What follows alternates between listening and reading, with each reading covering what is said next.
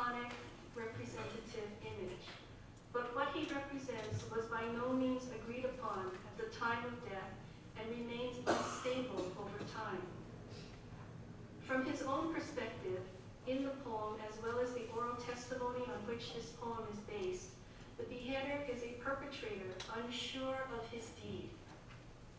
In the Japanese press in 1937, the beheader was a national hero. In China in 1937, the beheader was a war criminal and the embodiment of evil. That the beheaded man has been used to attribute different subjectivities to the slayer illustrates what Skari calls the referential instability of the slain body. This excerpt from the beheader depicts the unraveling of the speaker's belief in killing for his country, or killing to honor the spirit of his mother. He may have focused on his sword to block out other thoughts, but he becomes increasingly flustered by the injury to his weapon caused from the impact of hitting flesh and bone. He also becomes distracted by thoughts of what the victims are thinking and what they have experienced prior to this moment. The breakdown of the soldier's sense of purpose in the face of one discrete injured body after another brings into visibility the bodies that are routinely erased from view, without which erasure, Skari points out, we could never tolerate the truth that the main purpose and outcome of war is injury.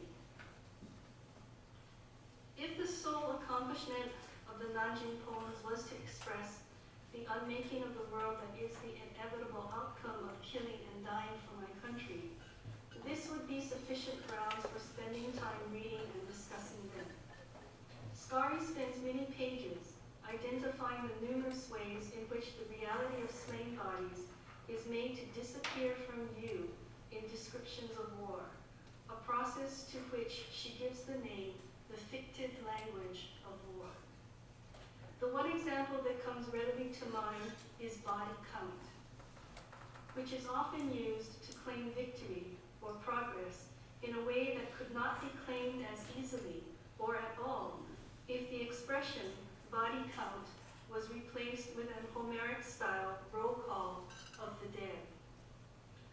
It is worth noting that the dispute over the past 30 years between Japan and China in regard to the true history of Nanjing centers on the body count. The group aligned with Japan's textbook revisionists insists that China's official figure of 300,000 or more is vastly exaggerated. Japanese progressive historians also say that 300,000 is too high and place the number between 100,000 and 200,000. However, Kasahara Tokushi, a prominent member of the progressive group, says that the impossibility of confirming the exact number should not detract from the important issue, which is the agony of every one of the tens of thousands who died and the suffering of every survivor who lost a mother, father, sibling, friend, or relative. This is basically a quotation from him, exactly what he says. By reformulating the dispute over the body count in this manner, Kasahara comes close to the Homeric understanding of how the war must be recorded. That is, through complete obituaries for each slain person, which means the use of words to bring into visibility, rather than erase, the name of each killed or injured person, the weapon, the path of the wound, and one attribute of civilization embodied in that person, which is often, in Homer's roll call of death, the name of a parent or a comrade.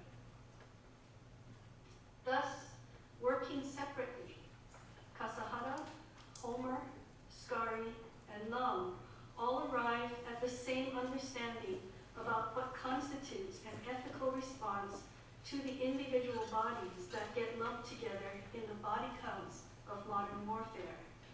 Thus, if the Nanjing poems express only the unmaking of the world that is the inevitable outcome of killing and dying for my country, this would be a compelling reason to spend time reading, discussing, and teaching them. Sorry that picture was up there so long. However, the Nanjing poems accomplished something else. And in this section of my talk, I would like to set up the framework for describing what that other something is. The Nanjing poems must be read together with Lum's poems about peacetime society that are collected in his first book, whose front cover is shown at the right of the slide. At the left of the slide is a drawing by Noe Kanigawa that is part of her installation called Nanjing X.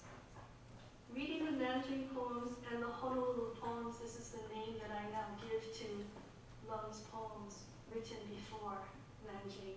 Reading the Nanjing poems and the Honolulu poems together foregrounds the importance of the obituary in Lum's entire corpus, as well as the essential function of an obituary. The two images on this slide represent the fundamental binary of making and unmaking that illuminates the fuller meaning of Lum's catalogs of bodies in pain.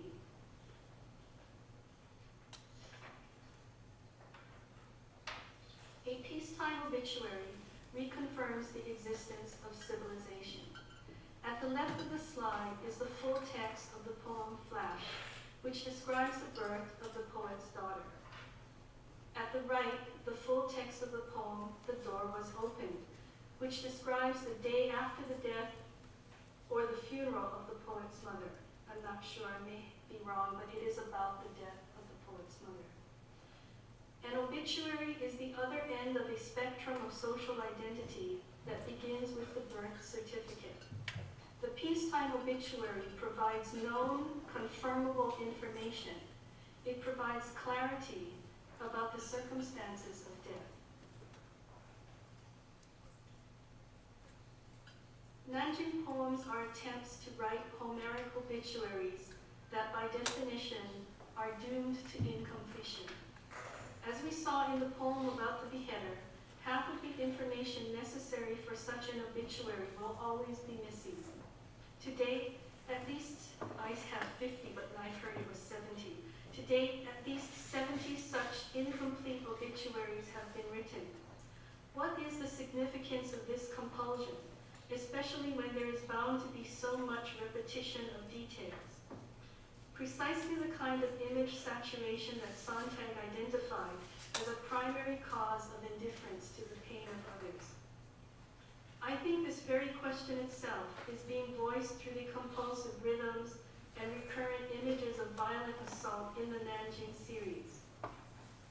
My tentative answer to the question of why Lum is driven to write one impossible Homeric obituary after another is that the compulsion is not actually rooted in the Nanjing massacre, but its opposite, embodied by the family photo album that is a primary trope and subject in Lum's Honolulu poems. Writing about responses to 9/11 in American poetry, the critic Jeffrey Gray has used the expression precocious testimony to describe the capacity and the value of poetry to speak from the realm of the unconscious and prehistory. His case in point was a poem by Ted Hughes that envisioned